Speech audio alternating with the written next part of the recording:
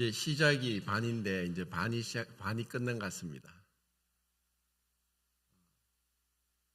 시작이 있으면 끝이 있고 또 지난주에 짧게 그 2026년도 새해 말씀을 에베소서 4장 21절부터 24절까지 해서 오직 너희의 심령이 새롭게 되어라고 이제 교제를 했는데 그 부분을 좀 더 교제해야 될 것 같습니다.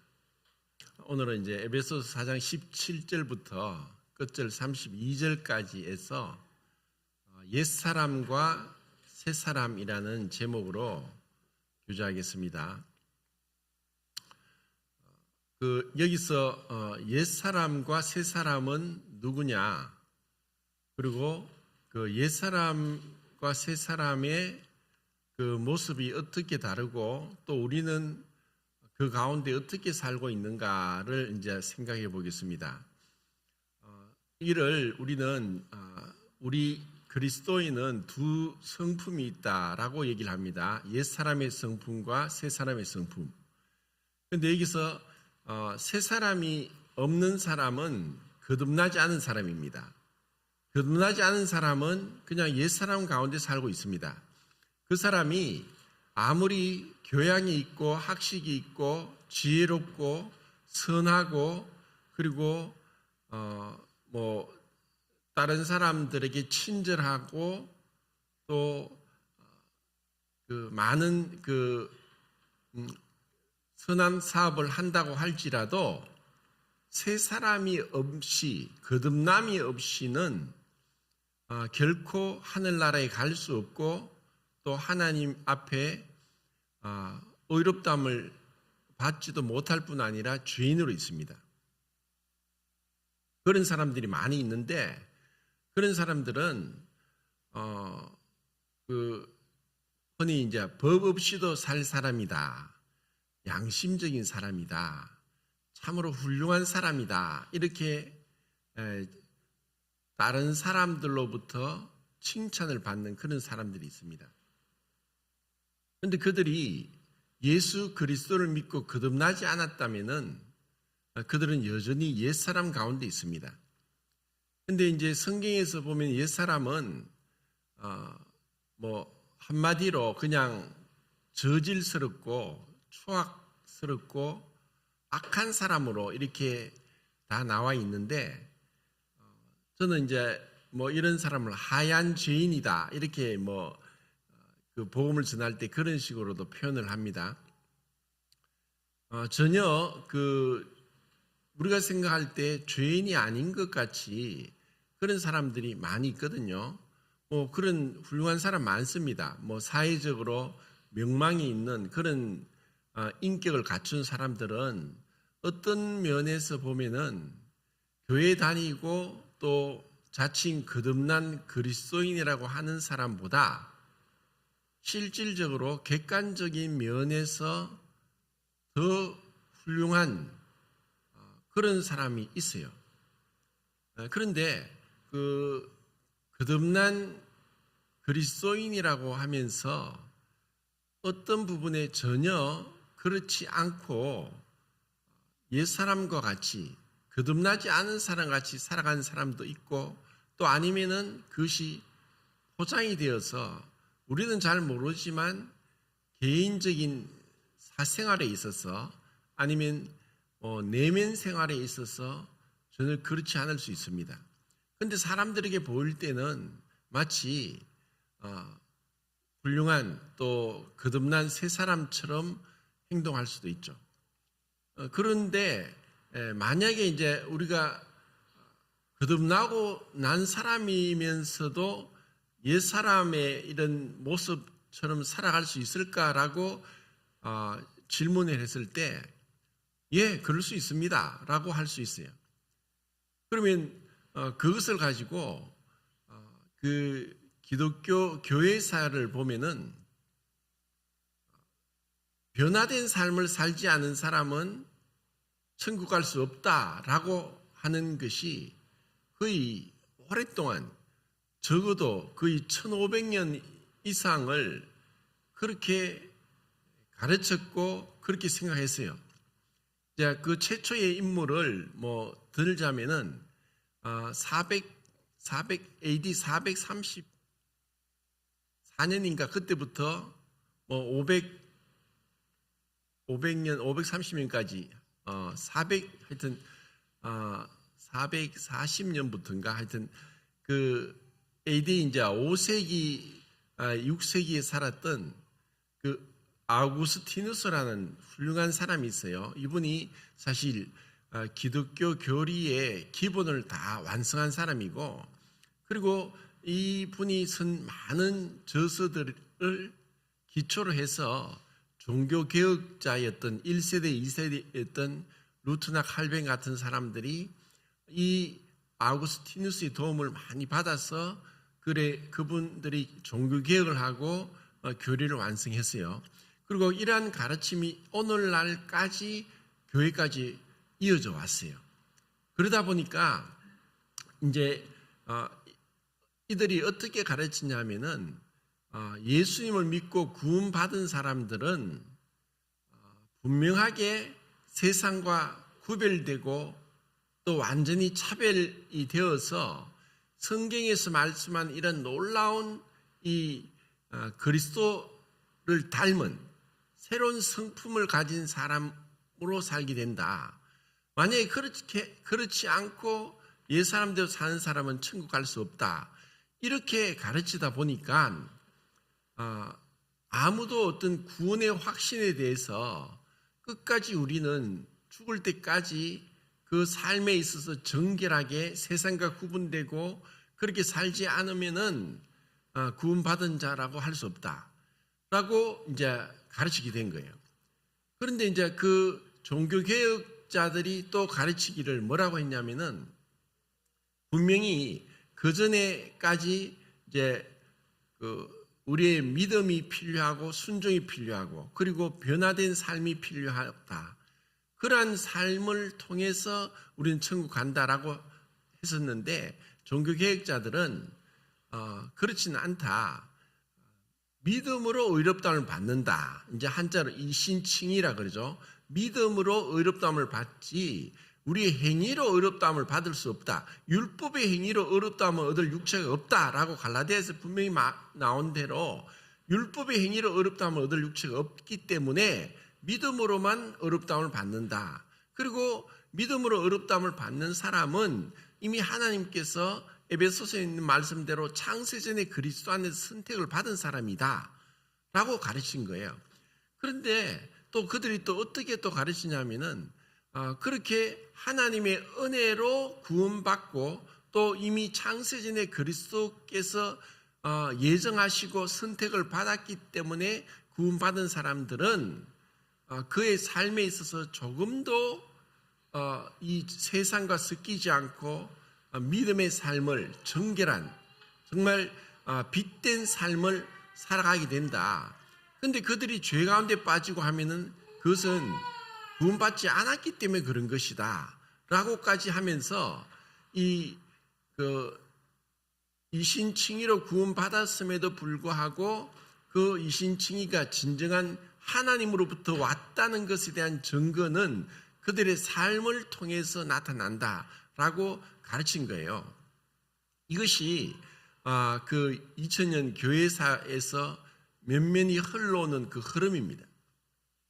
그러다 보니까 일반 이제 우리가 말하는 그 기성교회들, 교파 이름을 가지고 있는 교회들에서는 당신 구원받았습니까?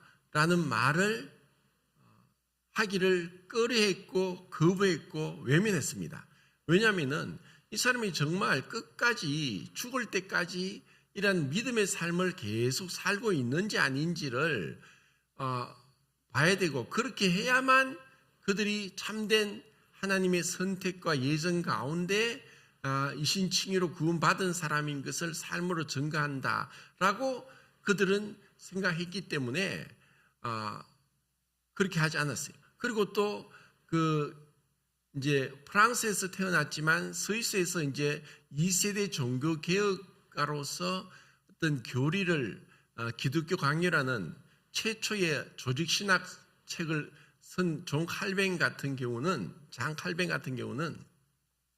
정말 당신이 하나님의 예정을 입어서 구원받은 사람인지 아닌지는 당신의 삶에서 근면성실하고 그리고 부지런하게 하나님의 은혜 가운데서 축복을 받느냐 받지 않느냐를 통해서 증명이 된다라고 하면서 이 자본주의 사회에 참된 기본 이념을 세운 사람이 바로 이 종교개혁가인 거예요. 그러다 보니까 지금 그런 가운데 정말 하나님의 축복을, 그래서 마치 구약시대 때에 그 이스라엘 백성들에게 하나님은 약속하신 게 있죠. 분명히 하나님의 말씀대로 순종하면은 그 신명기 28장부터 해서 계속 그들에게 축복을 주신다.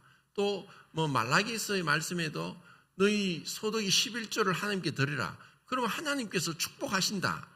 이제 이와 같은 가르침들이 기성교회에서 와서 정말 우리가 하나님을 믿고 말씀대로 순종하면은 이 땅에서 축복을 받게 되어 있다라고 그들은 가르치게 된 거예요. 그런데 실질적으로 그 교회사를 보면은 종교 개혁이 있고 나서 수많은 그리스도인들이 구약 시대 이스라엘 백성과는 다르게 이 땅에서 어떤 축복을 받지 못하고 고난 가운데 많은 어려움을 당하고 심지어는 순교당하기까지 했던 그러한 그리스도인들이 많이 있었던 거예요.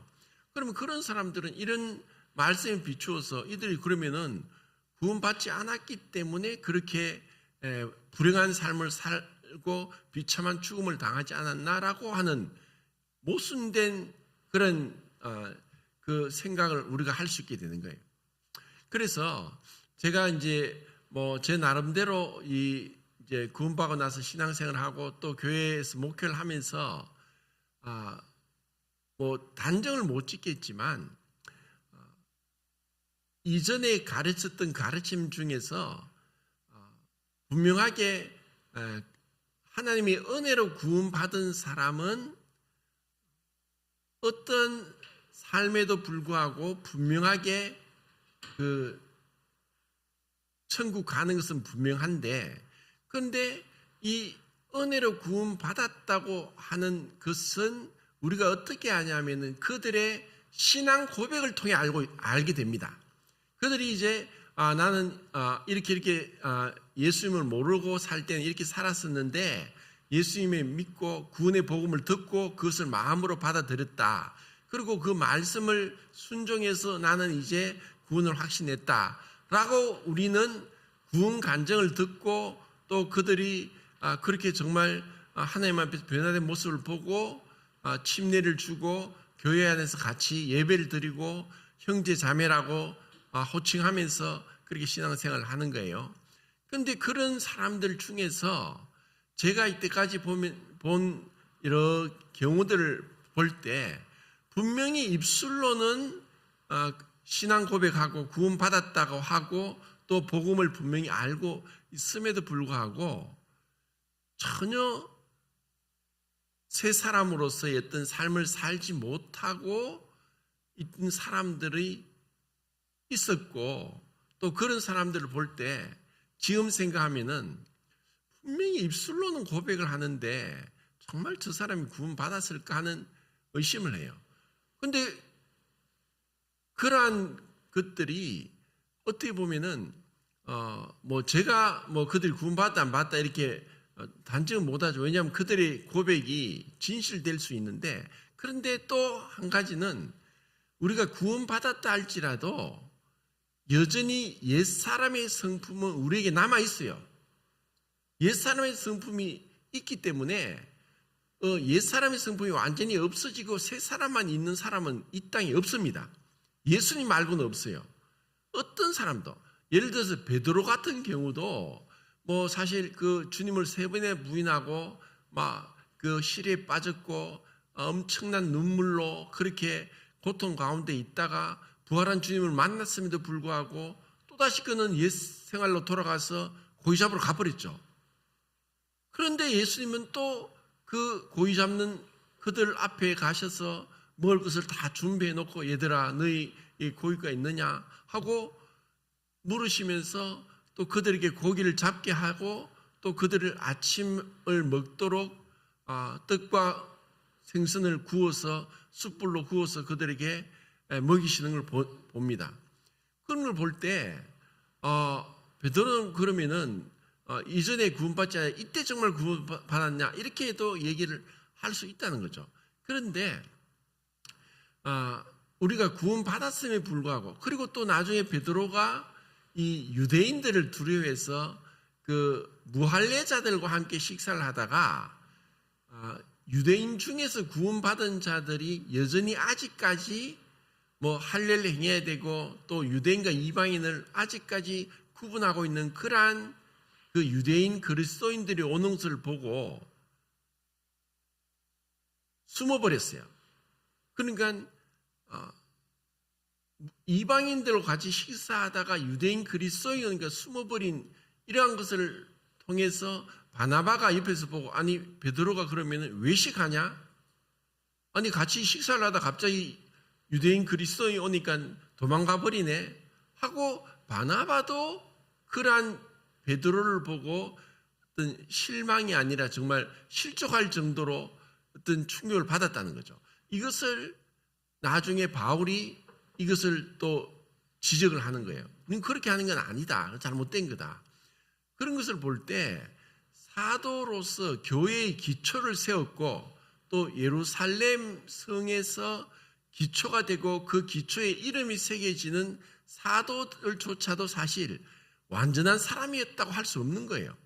바울같이 신약성경의 반을 기록했고 사도행전의 그 13장부터 거의 28장까지 그 1차, 2차, 3차 전도 여행을까지 하고 로마까지 가고 또 나중에 스바나까지 여행했던 오로지 예수 그리스도를 위해서 삶을 불태웠던 그런 바울조차도 사실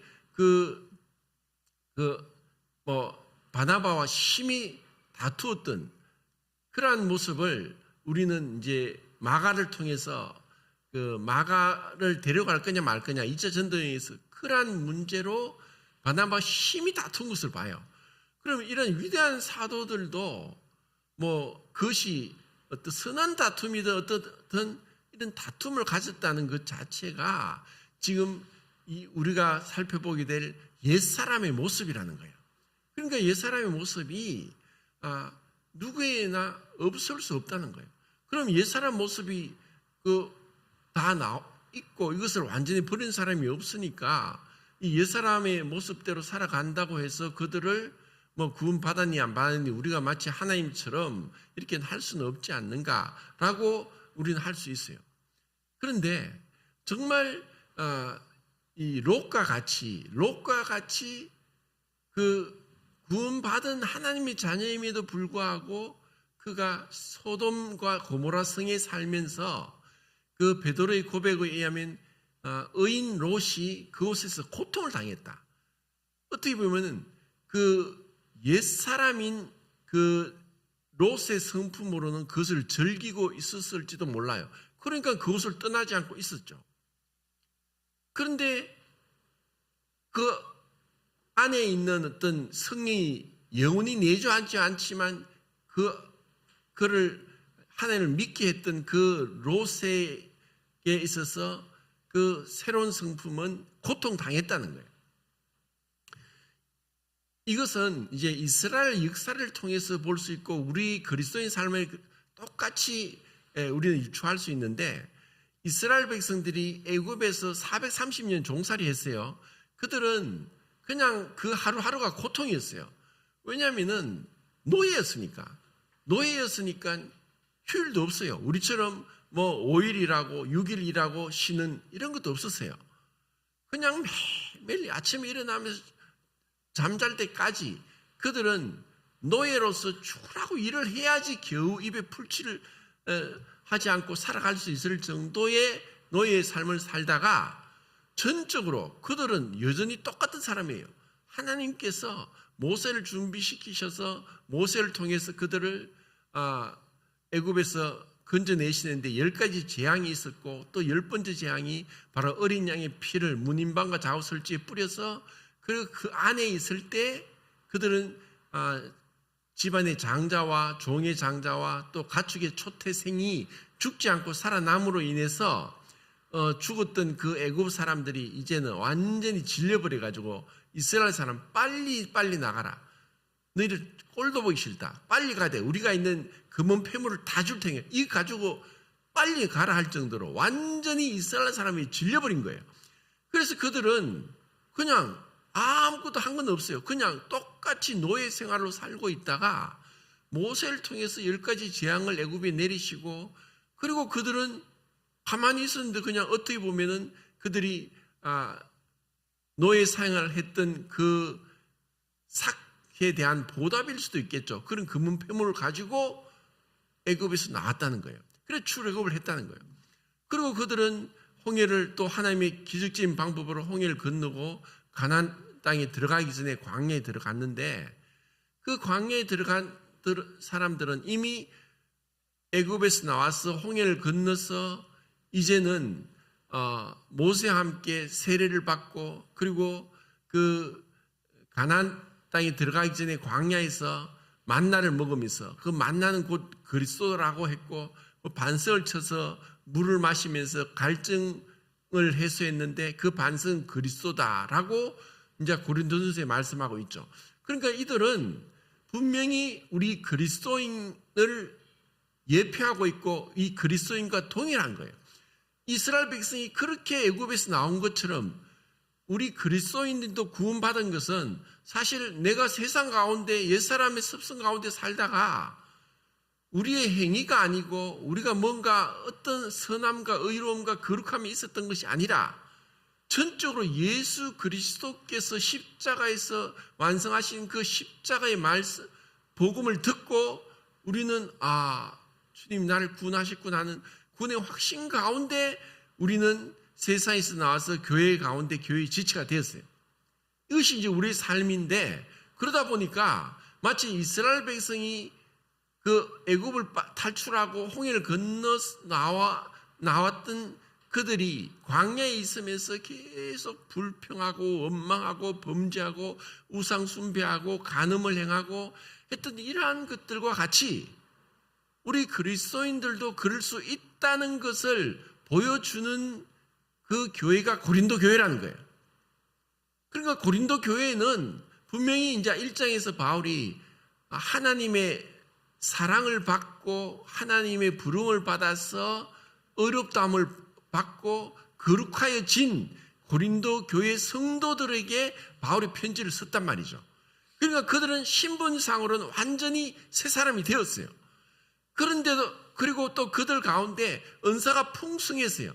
그들에게 부족한 은사가 없었고 그리고 그런 은사들이 고린도전서에 9가지를 열거하고 있는데 그 고린도 성도들이 그런 많은 은사를 가지고 있었다는 거죠. 그런데 그들 가운데 분쟁이 있었고 그리고 다툼이 있었고 사람을 추종하면서 서로 그 안에서 그러니까 분파는 교회가 나눠지지만 그 교회 안에서 서로 나눠지는 분쟁이에요. 서로 분쟁이 있어서 사람을 추종했어요. 누구는 베드로를 따르고 누구는 바울을 따른다 그러고 누구는 아볼로를 따른다 그러고 이런 식으로 사람을 추종하는 그런 모습들도 있었고 또 그들 가운데 서로 막 법적인 그 분쟁이 일어나서 세상의 법정에 가서 서로 소송하는 그런 일들도 있었고 또 그들 가운데 끔찍한 음행의 사건들도 있었고 그리고 그들 가운데 원망과 불평으로 또 서로 막 그렇게 다투는 그런 모습들도 있었고 그리고 또 교리적인 어떤 문제가 있어서 어떤 부활에 대해서 잘못된 그런 그 믿음을 가지고 있는 사람들이 뭐 부활이 이미 지나갔다 또 뭐 우리가 정말 그런 부활을 하겠느냐 이렇게 얘기하는 그런 사람들도 있었고 그리고 또 결혼에 대해서 잘못된 생각을 해서 결혼은 그 안에서 마치 그 쾌락적 그 영지주의자들도 있었고 또 금욕적 영지주의자들이 있어서 쾌락적 영지주의자들은 이 성적인 문제에서 문란하게 성적 죄를 범하고 있는 그러한 고린도 교회 성도들도 있었고, 또 이 금욕적 영지주의의 어떤 영향을 받아서 우리는 결혼하면 안 된다, 하지 않고 그냥 혼자 사는 게 맞다라고 하는 이러한 믿음을 가지고 있는 사람들이 있었던 거예요.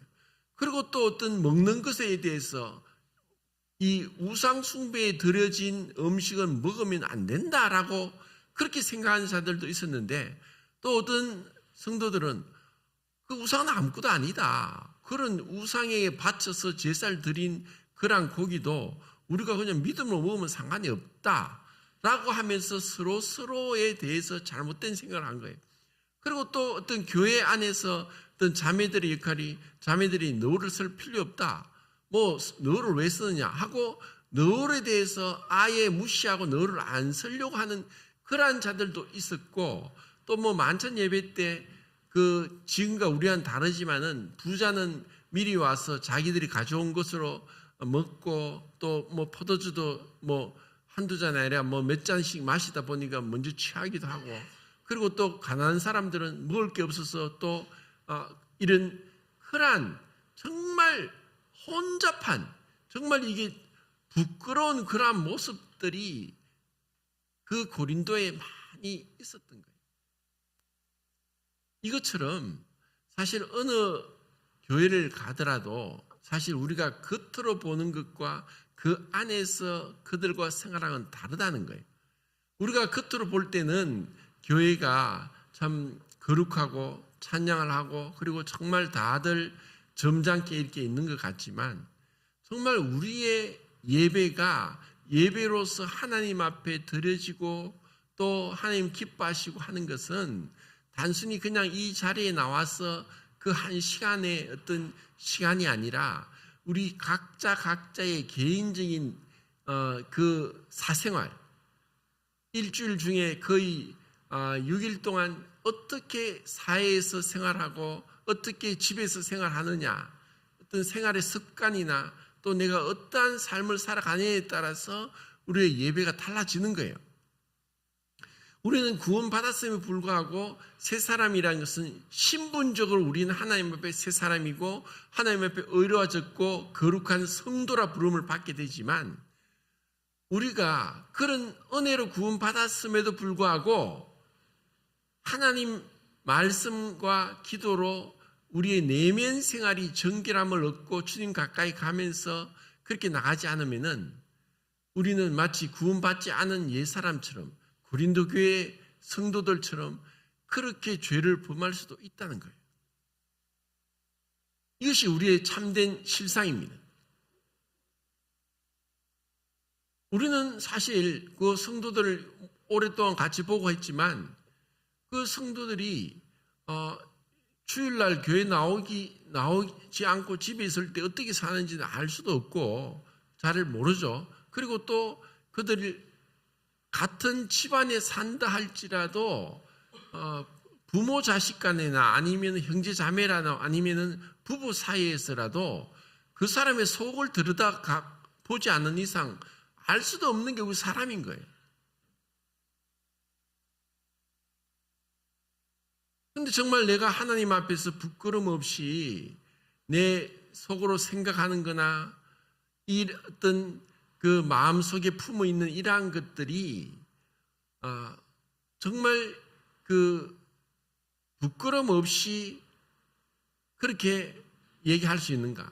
아니면 우리가 이 옛사람의 지금 에베소서에서 나오는 말씀을 좀 이따 살펴보겠는데, 그 옛사람의 어떤 습관들이 정말 이런 추악한 어떤 죄의 본성을 가지고 이런 모습들을 하지 않고 나는 그냥 나는 부끄러움 없이 도덕적으로 문제가 없고 또 그냥 열심히 그냥 세상 가운데 산다 할지라도 그들 가운데 경건함과 의로움, 그리고 경건은 하나님 앞에서의 어떤 모습이고 의로움은 사람들 앞에서의 모습이에요. 하나님 앞에서 정말 하나님을 두려워하고 떠는 그런 모습이 없을 수도 있고 그냥 평범하게 그냥 지나갈 수 있는 거예요. 그리고 세상 사람들과 별 다를 바 없이 손해 안 보려고 하고 인색하고 그리고 때로는 성질낼 거 성질내고 불친절하고 이러한 전혀 세상에서 이 사람이 교회 다녔냐? 당신 교회 다니는지 몰랐네? 할 정도로 전혀 어떤 세상 사람과 다를 바 없는 똑같은 삶을 살 수도 있어요. 제가 지난주에 어떤 분의 소개로 한 사람과 전화통화를 1시간 이상을 하게 됐는데 이분이 30대 후반이고 자기 말로는 모태 교인이에요. 그러니까 계속 교회 생활을 했었는데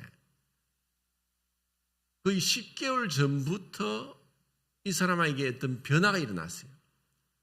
그러니까 자기는 그전에는 30년 이상을 그냥 모태 교인으로 교회를 다니고 그냥 생활을 했었는데 10개월 전부터 이 마음속에 많은 갈등들이 일어나고 죄에 대해서 깨달음이 오고 또 하나님에 대한 두려움, 또 심판에 대한 두려움, 이런 지옥에 대한 공포, 이런 것에 있어서 10개월 동안 고통 가운데 있었어요.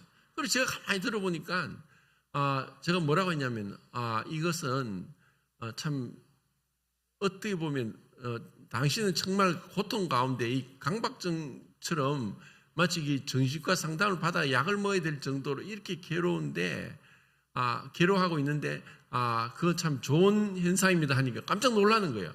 아니 난 지금 괴로워 죽겠는데 무슨 좋은 현상이라고 합니까? 예, 그것은 제가 볼 때 하나님께서 지금 간섭하시고 있고 죄에 대해서 깨달음을 주고 하나님 앞에 갈등을 주시는 거다. 그것은 또 그래서 이 사람이 또 성경을 많이 알아요.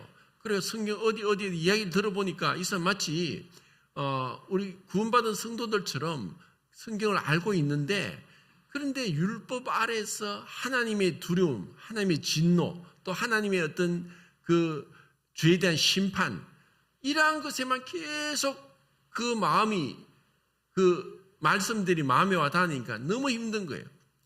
그러니까 한편으로는 예수님은 모르는 것도 아니고 십자가 모르는 것도 아니고 그런데 이것이 정말 그 은혜 가운데서 믿어져서 확신과 안전 가운데 들어가지 못하고 구원받기 전에 죄를 깨닫고 괴로워하는 그 상태인 거예요. 그래서 제가 하면서 그 율법과 은혜에 대해서 얘기를 하고 하는데도 이 전화로는 한계가 있어서 다 이 복음을 교제를 못했는데 이제 기도하면서 또 이 복음을 교제할 수 있는 그런 기도 중에 있습니다. 자, 이것을 제가 이렇게 상담을 하면서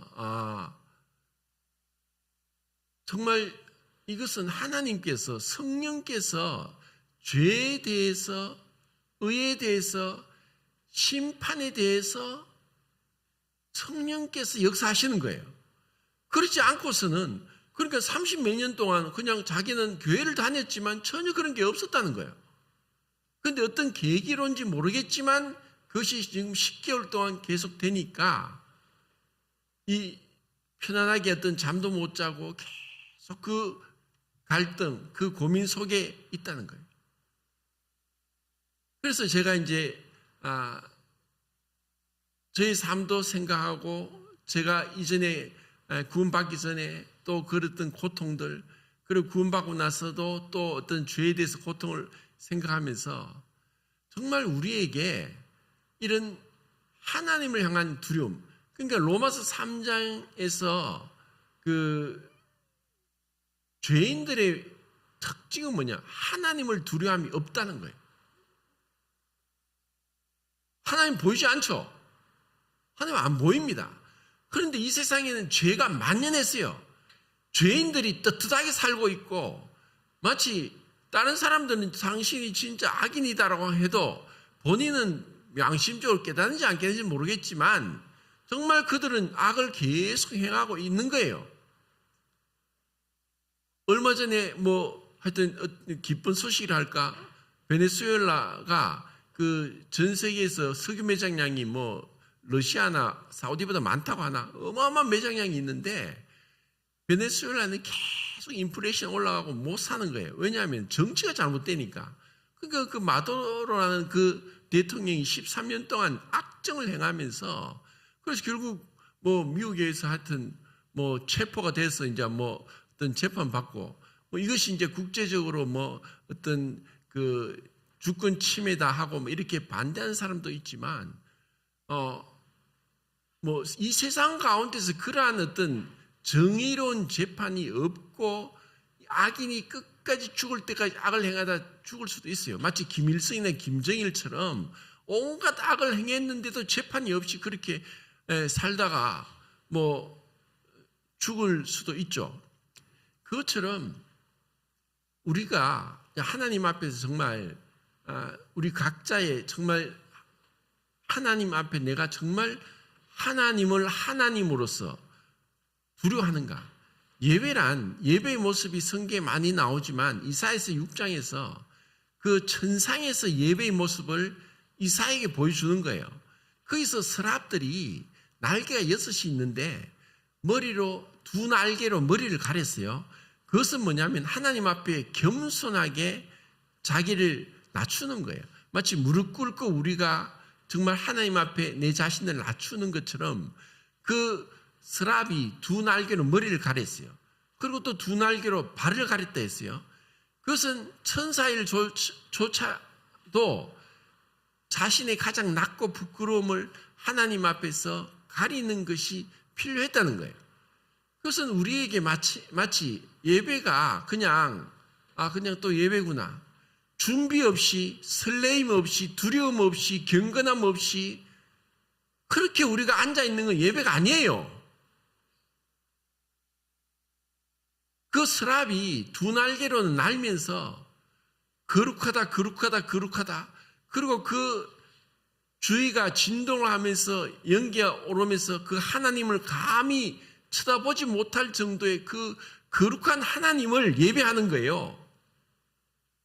우리가 주님이 육신을 입고 이 땅에 오셔서 우리가 동일한 모습을 입고 그 겟세마네에서 말할 수 없는 그 고뇌 가운데 계셔서 마치 우리가 같은 사람으로 생각할지 모르지만 그분은 하나님이에요.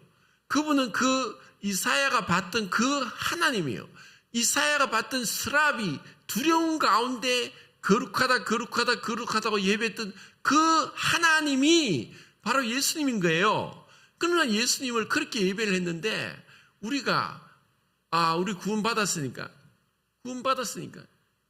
정말 준비 없이 마음에 어떤 설렘 없이 그렇게 예배를 드릴 수 있느냐는 거예요. 그리고 정말 우리가 어떻게 보면 내 나름대로 우리는 인간은 어쩌면 고집스럽고 지 생각을 안 버리고 지 어떤 습관들 끝까지 가지고 있고 말씀에 성경 말씀이 나와 있는데 이건 하나님의 말씀이고 하나님의 명령인 거예요.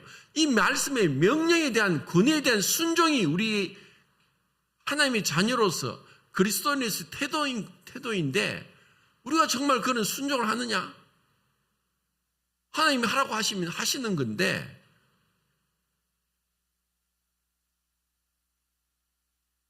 우리는 그냥 내 생각이 고린도후서의 10장에도 보면은 우리가 하나님을 대적하여 높아진 생각을 사로잡아 그리스도께 복종케 한다.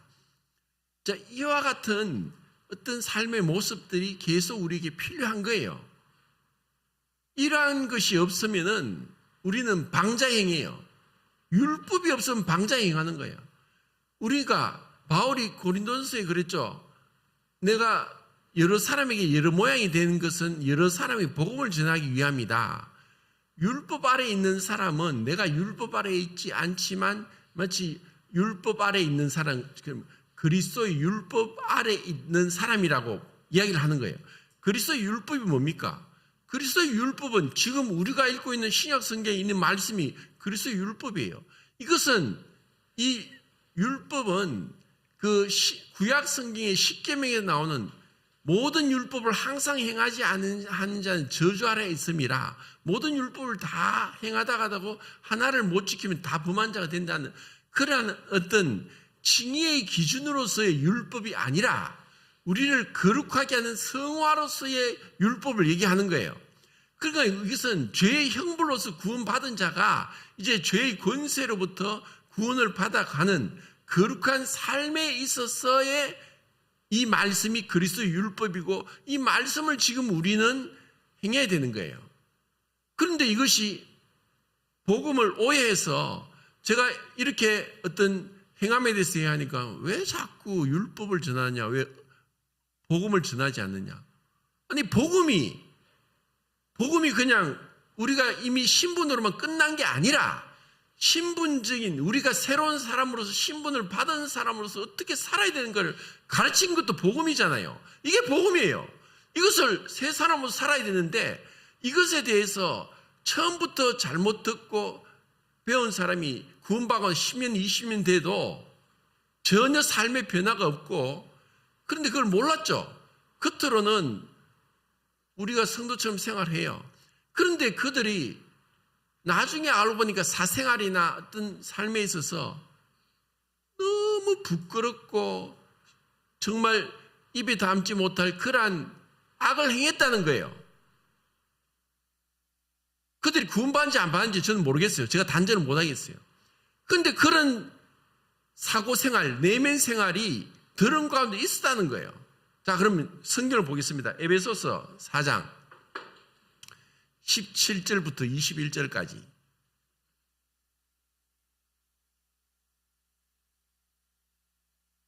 에베소 4장 17절부터 21절까지.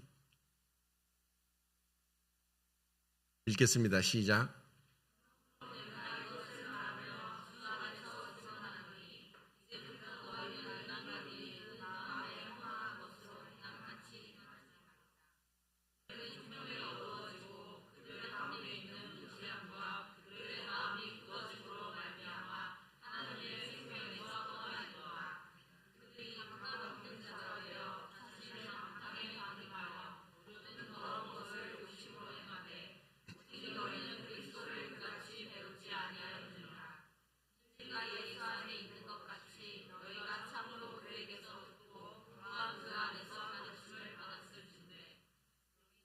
예.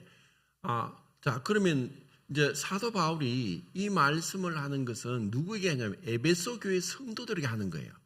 그러면 이런 말씀을 왜 하냐면은 이들이 마치 구원받지 않은 자들이 그들이 생각이 허망해지고 방탕에 방임하고 또 그리스도 생명에 떠나 있는 사람 것처럼 하지 말라고 하는 것은 만약에 그들이 전혀 이런 일을 하지 않는다고 하면은 이런 말씀을 할 필요가 없는 거죠.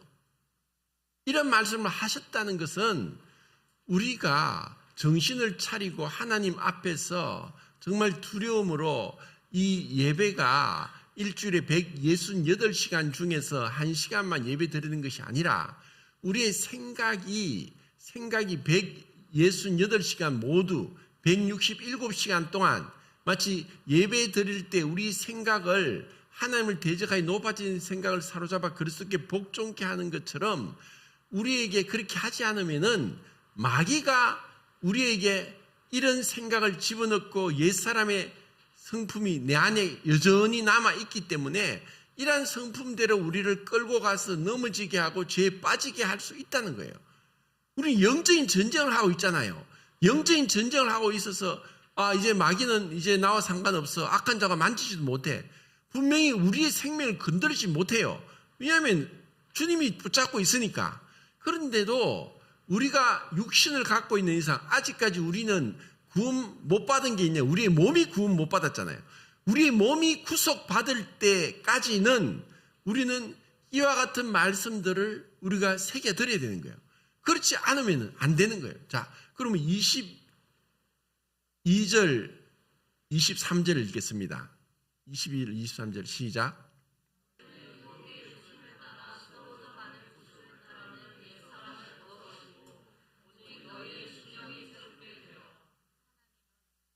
예, 우리가 유혹의 욕심을 따라 썩어져가는 옛사람의 습성을 따르는 이것을 벗어버리라.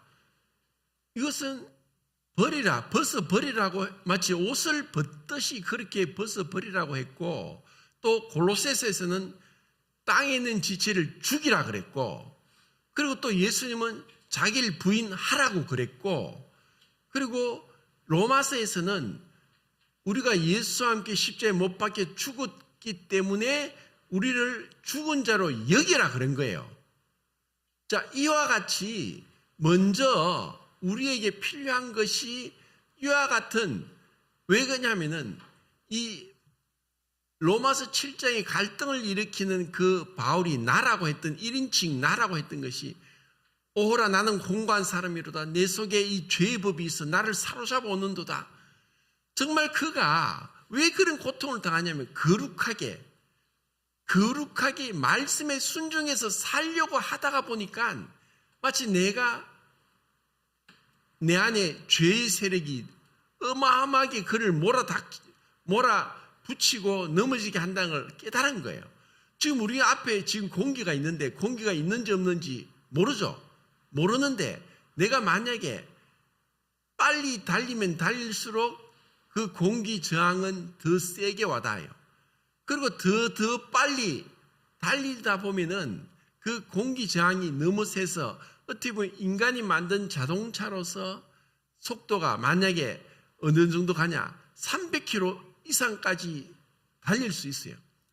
근데 그렇게 달리면 어마어마한 엔진의 힘이 있어야 되죠. 그렇게 달리면 달릴수록 공기 저항은 세지는 거예요. 그러니까 그 공기 저항이 너무 세니까 이 자동차로서는 그게 한계지만, 그래서 비행기가 날개가 있어서 이 공기 저항을 뚫고 올라가기 위해서는 더 이상의 속도를 내야 되는 거예요. 우리가 그냥 평범하게 이제 새해가 2026년도 새해가 시작되었는데, 그래 뭐 이번에도 목표도 없이 어떤 그 계획도 없이 그렇게 살면 변화가 없어요. 세상 사람들도 뭐 얼마 전에 뉴스에 보니까 그 2020년도에 현대 자동차의 정의선 회장이 그 보스턴 다이내믹스라는 그 회사를 뭐 1조 원 주고 하여튼 샀는가 그랬어요.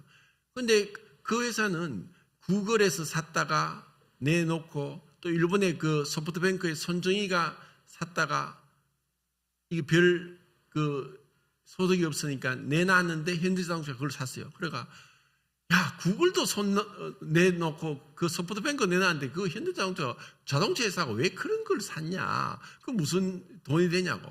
근데 이번 2026년도 그 미국에서 1월 달에 매년 열리는 라스베가스에서 CES 그 전시회에서 정 회장이 나가서 이야기한 거예요. 그 보스턴 다이나믹스 만든 아틀라스라는 그 휴먼로이드 이족 보행 로봇이 나와가지고 자동차 부품들 다 들어가 자동차 조립을 하는 거예요. 그런데 그 안에 엉뚱한 부품이 있으니까 그걸 가만히 보고 이걸 따로 제껴두는 거예요. 사람들이 놀랐는 거예요. 그런데 그것을 24년도에 구글의 제미나이의 그 AI 그 칩을 그 안에 심었고, 그리고 또 작년에는 뭐 25년도에는 그 엔비디아의 그 젠슨 왕을 만나서 그 엔비디아에서 만든 피지컬 AI라는 그 AI도 심었고, 사람들은 몰랐는데, 그래서 이 정 회장이 28년도에는 미국의 조지아에 있는 현대 자동차에 이 로봇을 통해서 자동차를 조립하겠다라고 선언했어요. 그리고 2030년도에 전 세계 현대 자동차 공장에 다 이 아틀라스 로봇으로 조립을 하고 사람은 없을 것이다. 이제 더 이상 노사 분기로 막 힘들지 않을 거다고. 먼 10년을 내다보고 계획을 하는 거예요. 우리의 삶의 목표는 어디를 내다봐야 되느냐? 우리는 주님을 만날 것을 예비하고 살아가는 거예요. 우리 언제 주님 만나죠? 1년 뒤에, 10년 뒤에, 20년 뒤에, 50년 뒤에. 아무도 몰라요. 아무도 모른다는 거예요. 그런데 우리가 그 주님을 만날 것을 준비하지 않으면 변화가 없다는 거죠. 그래서 우리는 새 사람을 입어야 되고, 그리고 이제 그 밑에 그 성령을 근심하게 하지 말라. 그리고 또 분을 내어도 해가 지도록 분을 품지 말라. 그리고 32절 말씀 읽겠습니다. 32절 시작.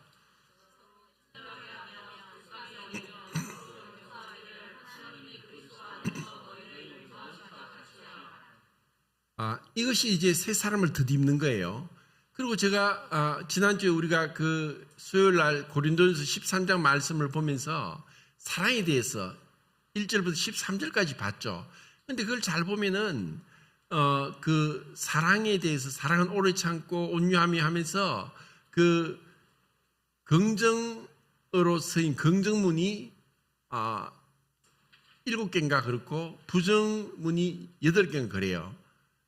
그러니까 이 사랑은 시기하지 않고 또 뭐 질투하지 않고 교만하지 않고 무례히 행치 않고 자기 유익을 구하지 아니하고 성내지 아니하고 또 불의를 기뻐하지 아니하고. 자, 이와 같이 이 고린도 교회에서는 그러한 모습들이 있었던 거예요. 성내고 무례히 행하고 또 시기하고 교만하고 그리고 불의를 행하고. 왜 바울이 사랑은 그렇게 얘기 아니하고 있냐면 그들을 부끄럽게 하는 거예요. 우리의 육신적인 삶 가운데서 정말 주님을 닮고 친절하게 하고 불쌍히 여기고 그리고 그리스도께서 우리를 용서하신 것처럼 서로 용서하고 이러한 마음이 없이 옛사람 가운데 있으면은 성도끼리 싸우고 원수가 되고 분리하고 돌아서고 떠나가 버리고 그런 죄악 가운데 행하는 거예요. 그거 부끄러운 거예요. 그런 모습들을 볼 때 정말 안타까워요. 구원 받았다고 하면서도 여전히 죄를 품고 있었고 죄 가운데 있다가 결국은 결과가 뭐냐? 부끄러움밖에 없는 거예요. 그들이 구원 받았다면 그렇게 해서 천국 갈 수 있겠습니까? 그래서 고린도전서에서는 불 가운데 얻는 구원을 말씀하는 거예요. 마치 불로서 확 불살라져서 다 태워버리고 겨우 롯이 소돔성에서 겨우 그냥 몸만 빠져나온 것처럼 그런 부끄러운 구원을 받을 수 있다고 하는 것이 성경의 가르침인 거예요. 그래서 올 한 해만은 정말 더 멀리 우리가 10년 계획을 잡고 그리고 5년 계획, 3년 계획, 1년 계획을 잡고 정말 내가 원래는 이러한 새 사람으로서 어떠한 삶을 살아야 되겠다 하는 그런 마음의 어떤 결심이 필요하고 그리고 정말 어떤 이 옛사람 내 안에 있는 이것에 대해서 혐오하고 싫어하고 내가 이 새 사람을 덧입지 않으면은 옛사람이 나를 침범해서 나를 무너뜨리려고 하고 있다는 것을 우리가 경각심을 갖고 이 말씀을 대해야 되고 그래서 내가 이것을 버릴 때 그때 오직 너희의 심령이 새롭게 된다. 우리가 이걸 버리지 못하고 그냥 새 사람만 덧입고 복음에서 주시는 약속의 말씀, 은혜로 말씀만 계속 받고 이 옛사람을 버리지 않으면은 괴물이 되는 거예요.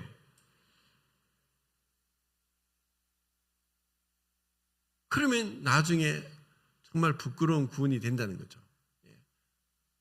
이 말씀이 마음에 새기고 올 한 해를 정말 부끄러움 없는 그러한 신앙생활을 하실 수 있기를 바랍니다. 이상입니다.